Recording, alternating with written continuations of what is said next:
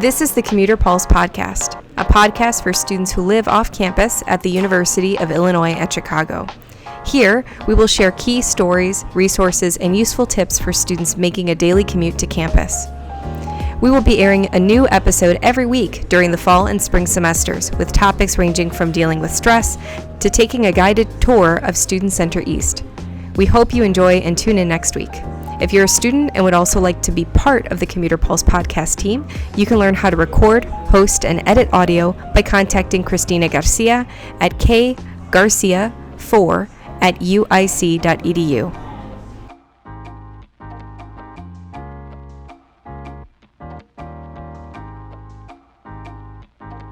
Hi, welcome back to the Commuter Pulse podcast. My name is Juan. I'm here with Caroline. Welcome back, Caroline. Thank you.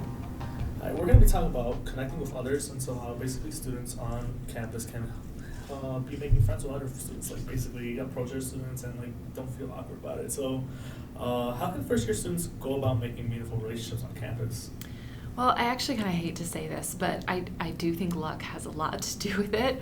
I think many meaningful relationships are born out of being at the right place at the right time. You know, if you look back and think about the people that you know and you're close to, usually there's like kind of a crazy story that, you know, you might not have met each other if, you know, fill in the blank. And I say this not to make it seem like you have like no control over getting connected with other people. But I say it because I see a lot of students blaming themselves for struggling to form close relationships when they come to college, when really it's just kind of bad luck. You know, maybe you got paired with a roommate. This, you know, applies less to commuters, I suppose, but, you know, someone who you maybe don't get along with as well, you know, and that's nobody's fault. Not everybody is compatible with one another. So sometimes it's just, you know, about being at the right place at the right time. That said, there are things you can do to improve your chances of being around people that you're likely to connect with. So I think a good place to start is to consider what kind of person you might like to meet and where you might be most likely to meet them. So this can mean putting yourself out there and risking rejection, which is obviously a hard experience. I mean, like I said before, not everybody is compatible with everybody. But it can be worth it, you know, maybe to ask your lab partner, who always seems a little too busy to hang out on the weekends, but maybe you can ask if they know anyone who enjoys live music because you're looking for someone to go to a concert with. Or maybe you can stop by the Center for Student Involvement over at Student Center East to learn more about how to connect with others who practice Islam on campus. Or, you know, there are things like, here's what I'm looking for. Are there places on campus where I'm perhaps more likely to find it? And then you can kind of set yourself up to hopefully meet the kind of people that you're interested in connecting with. So those are a couple of ways to think about going about that. Adding on to that, a lot of your like major classes that you find a lot of people who will be with you these like next 4 or 5 years, and you can make friends with them. It's like, okay, you're the same person I see in every class I have. Absolutely. So hey, you know, like, how are you? Like, introduce yourself. And I know it's kind of a little like nerve-wracking and a little challenging when you try to introduce yourself to someone else, because I know myself, I'll fumble along with my words, and I'll be like, okay, so see you later, bye. I'll run away. I actually have a funny story how I met one of my friends like that, when I was like, hey, you're reading this book? Me too, bye. And I just left. It can be awkward to just up and approach people, and I think people find that as they move on to college, and even when they graduate and, you know, go get jobs or whatever they want to do after college, they find that it just gets like a little bit harder and harder to make yourself, you know, approach someone and introduce yourself. It's not quite like high school is for some people, where, you know, there are lots of opportunities built in to get connected to other people. And so college is kind of this interesting middle ground where you still have some structure, you know, maybe like you said, some people you're going to be taking a series of classes with as a part of your major that you can try to get to know. Other times it is just kind of like, okay, I'm, you know, here at the Student Center and I'm eating lunch by myself. I don't want to eat lunch by myself. Is there anyone who I think might like to join me? You know, those are challenging moments to try to convince yourself to go talk to somebody. But it's an opportunity to learn and to try something new. Thank you. So the first year of school can be really daunting for students. I know my first year of school was kind of unique. I'll get into that later. But so beyond joining organizations or attending events, like, how can students make the most of their interactions and alleviate anxiety? That's a great question. I think a lot of people who come to the counseling center are looking for ways to make friends, and, you know, I think they are frustrated when people continually suggest like, oh, well, go check out the orgs. And, that seems to be the response that most people have. And, it's a good response, but it's not always what people are looking for. They're like, okay, I can go do that. But then what do I do like while I'm there? So I think one of the best ways to make the most of your interactions is to set kind of a broad intention for how you want the interaction to go, rather than getting bogged down by the mechanics of a conversation. So that's maybe a little bit difficult to understand. So to do this, you might ask yourself what you want that person to walk away knowing or thinking about you. For example, you might be meeting someone new and you want them to know that you're a good listener. So during the conversation, you might make a point to make good eye contact, do things like avoid interrupting, make reflective statements like, wow, it sounds like you're really into neuroscience, or wow, it's so cool that you're from a small town, or something like that. That's just kind of reflecting back what they're saying and showing that you're listening. Or perhaps you might want someone to know that you love to laugh and enjoy people who have a sense of humor, so you might make it a point to keep the conversation really lighthearted, maybe mention at some point that you're going to go to a comedy show this weekend, things like that. So sometimes I think we tend to focus too much on what exactly to say and not enough on the general feeling we're trying to achieve in our interactions with other people. So trying an approach like that can be helpful. So it's easy for extroverts to come and try this approach, but what would you recommend for someone who's introverted? That's a great question. I think what I would say is to accept yourself. Don't force yourself to be an extrovert if that isn't who you are. You don't really need to go to parties and join a bunch of organizations if meeting lots of people isn't something that really rewards you. I mean, you can always experiment with something like that if you want to see if there are certain types of social environments where you thrive, but you don't have to fight it if it's not working for you. So I would suggest that you embrace the types of activities that recharge you, which might tend to be by yourself or with a small, more intimate group of friends. But I think something that I've found to be helpful for myself as an introvert is to surround myself by extroverts. It seems kind of counterintuitive on some level, but I find that extroverts do a lot of the heavy lifting in conversations and are just easy for me to be around. I don't feel like it's 100% up to me to come up with what we're going to talk about or to make the next statement or try to think of something funny to say, because I have people around me who are really good at doing that, and so I can focus more on being myself while they focus on being themselves. And I feel like that is a nice balance, and looking for a type of person or a group of people who complement you in that way is a really nice way to be accepting of yourself as an introvert,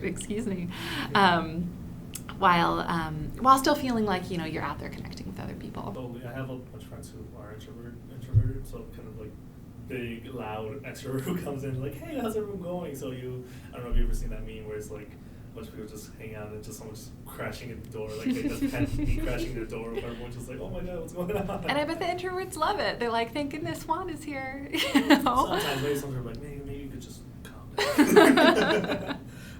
down. What tips can you recommend for someone who struggles with social anxiety? Because I know as myself, especially meeting new people, I'm kind of a little bit like this. I'm like, oh, I don't know what to say to you. Okay, I'm just gonna bye.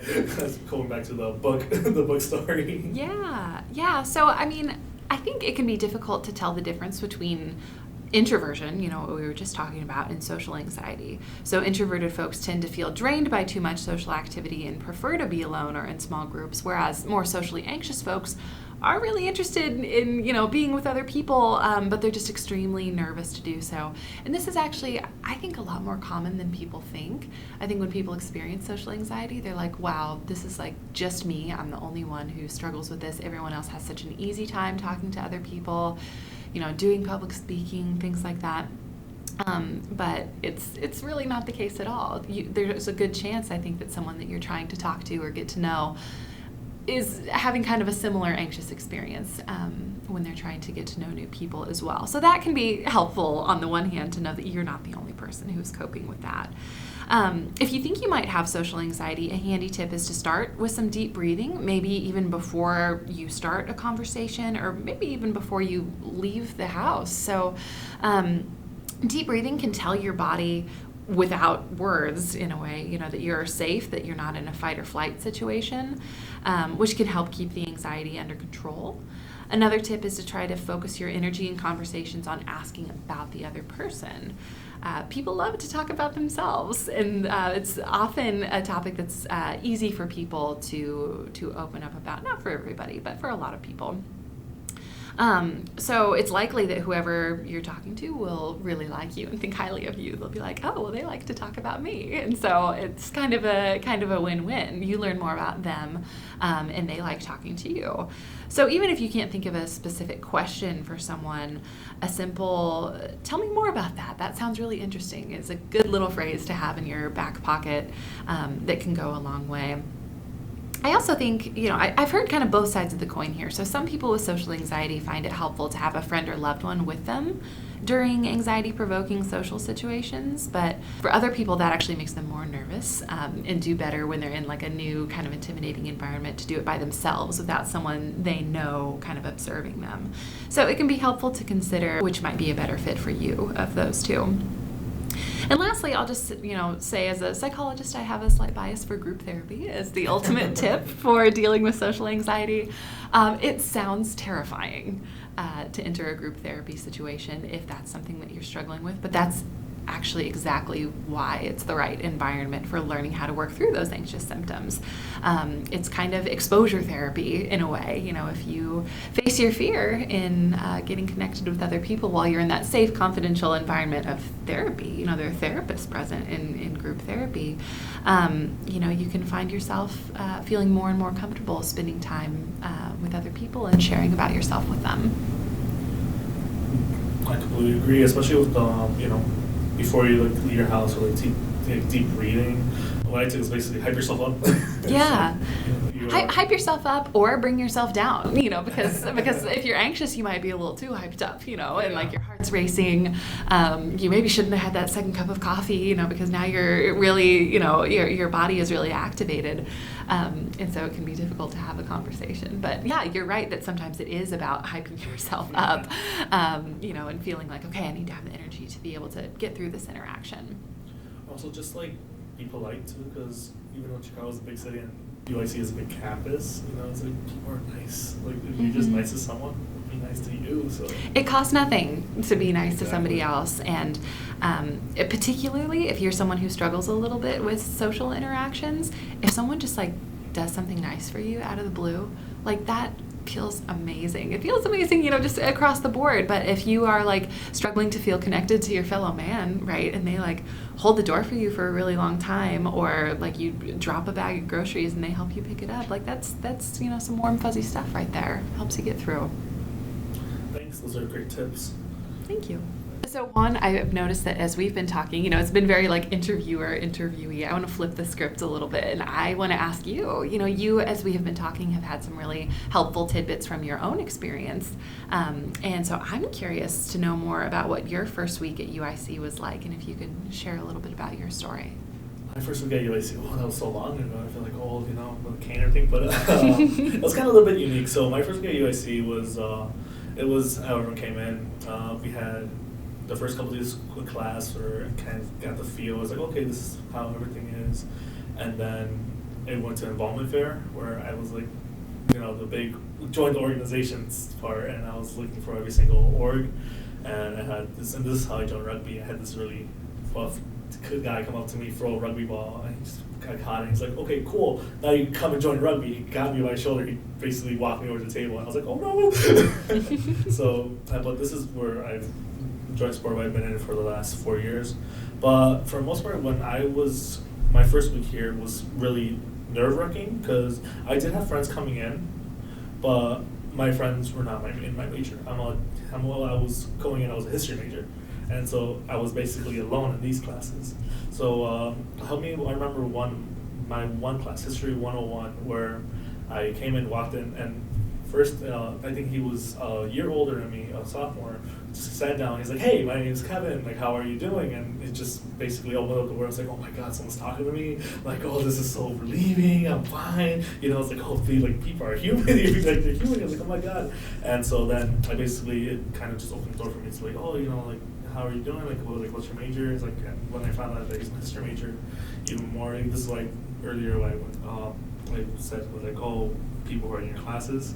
like this is like, because I saw this dude a lot, so he was like in 200 of my classes, so it was really easy for me to like just find someone and just kind of stick with them for a while. And then even now to this day, I still talk to him here and there. He graduated already, so he like basically showed me the ropes, especially for the history major. But eventually, I had to get my wisdom teeth pulled out. Oh no, I didn't see the story going that direction. As I'm saying, it's super unique. So basically, I got my wisdom teeth pulled out, and I missed like 2 days of classes. And the next, like I think Friday when I came back, I looked like a chipmunk, all puffed up, and so that basically opened up the doors for more like what happened to you and everything. But a lot of things. So that's like I made a bunch of friends my first week, but it was like more like people in my class, or it was like like helping pass, or they weren't long lasting friends. But I did make long-lasting friends as well too, with actually just talking to people, asking questions, and like what you said, like basically interacting with them, like and finding similarities with other people. Because there was people that were like, okay, maybe I'm not gonna hang out with you, but then there's other people like, oh, I totally want to hang out with you again. And to this day, I have a lot of friends who I still talk with, like basically with Esmeralda. She's one of my really good friends. So I didn't meet her that first week, but I met her the first week of my second semester.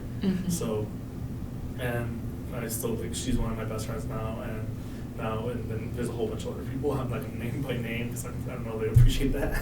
But yeah. I think that you raise a good point with that, though. That you met one of your closest friends at the beginning of your second year, because I think something that many students struggle with is they make it through their first year of college and maybe they haven't exactly found their social circle yet. And it's, I see them blame themselves for that, and they're like, college was supposed to be, when I found my people, it was supposed to be the best time of my life. Year one is done. That's when that's supposed to happen.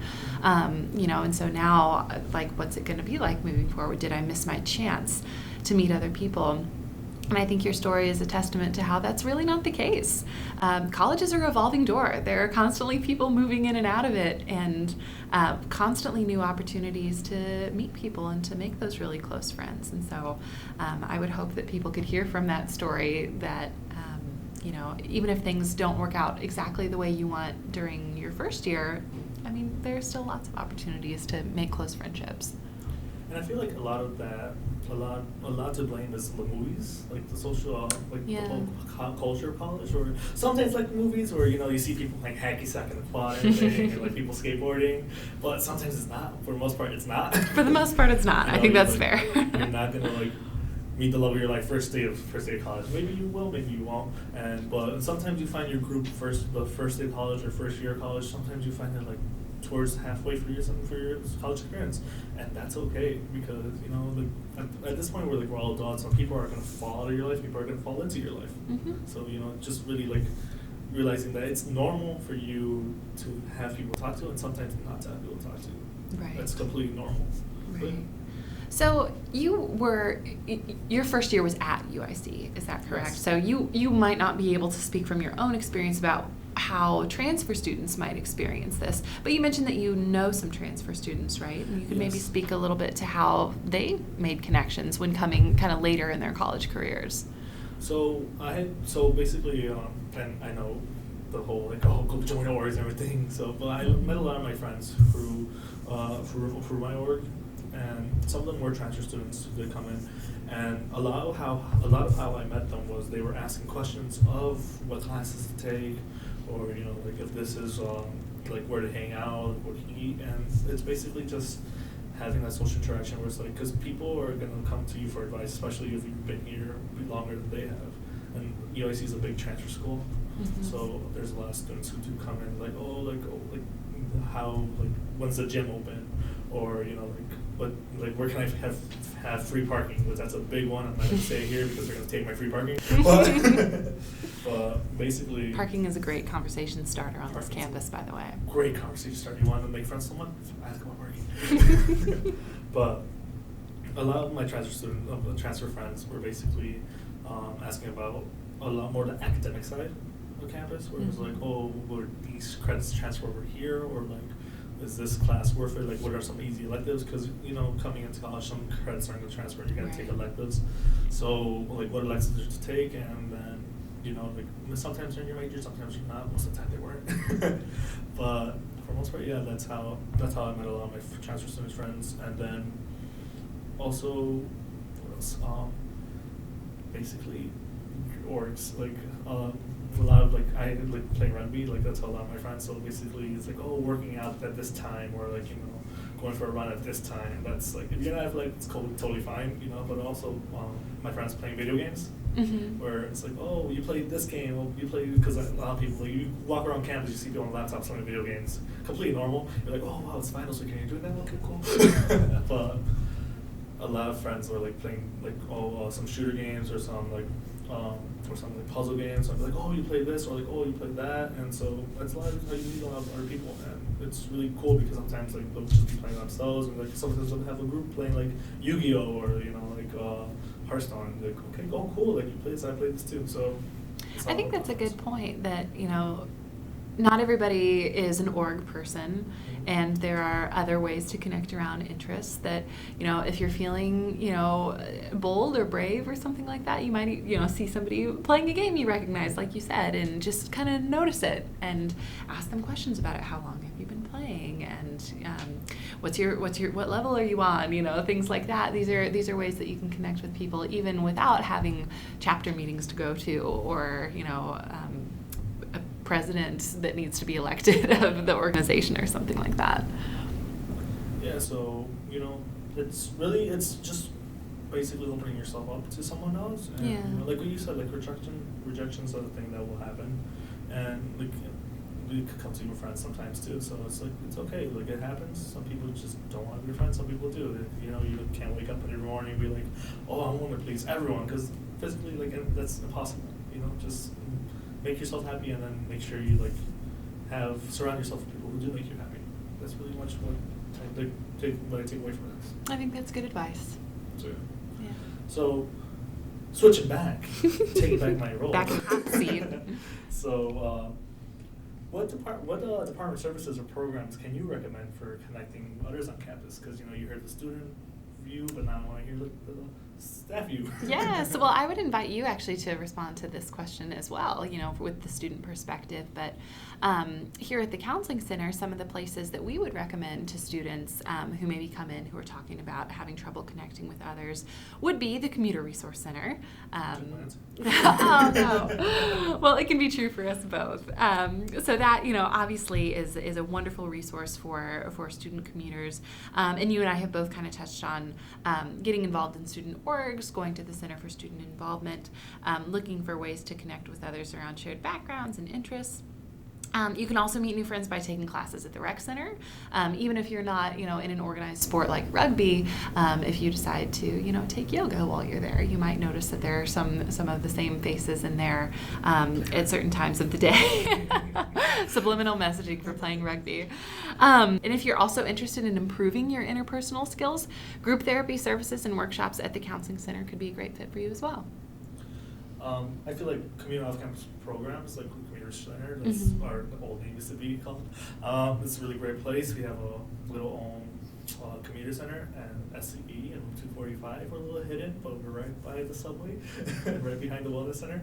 It's really cool. We're open from 7 a.m. to 6 p.m. Monday through Thursday, and 7 a.m. to 5 p.m. on Fridays. So we have a bunch of services that we offer, like free coffee, you know, like apartment resources, a lot of other stuff that you could just stop by and, you know, talk to us. It's really good. Our boss, our associate director, Dr. Christina Garcia. I told her I was gonna find that. But she's super great to talk to, and she's a really great person. Like, actually, just get to know, and, you know, like, to tell you about the center. She's super passionate about it, and she's honestly increased the level of, like, community center ever since she's came back in here.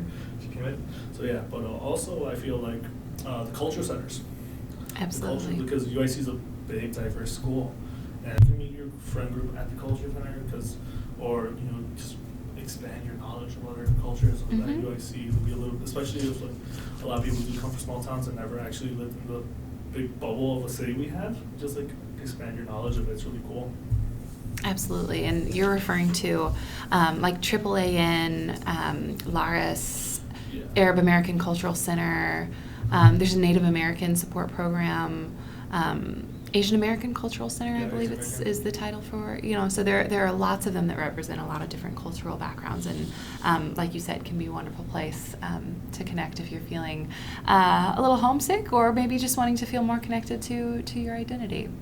Yeah, exactly. And honestly, it's with the Latino culture, and it could help me get back to my identity because I'm Mexican. So it's really amazing. And so, but then also like visiting these art culture centers, you're like, wow, this is really cool. Like I had no idea that this was a part of here. So it's really, and the problem is they'll hit it, but honestly, just like explore the campus and you'll find a lot of them.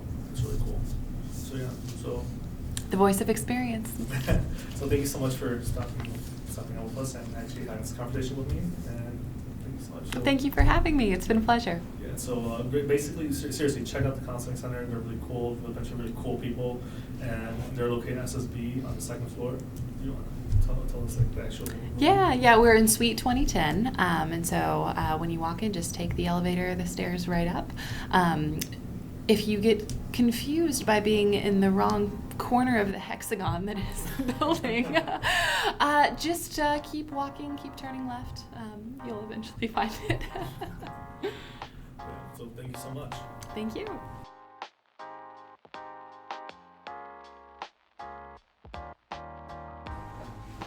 This has been the Commuter Pulse podcast. Thank you for listening to today's episode. Catch a new episode each week during the fall and spring semesters. Until then, commuters,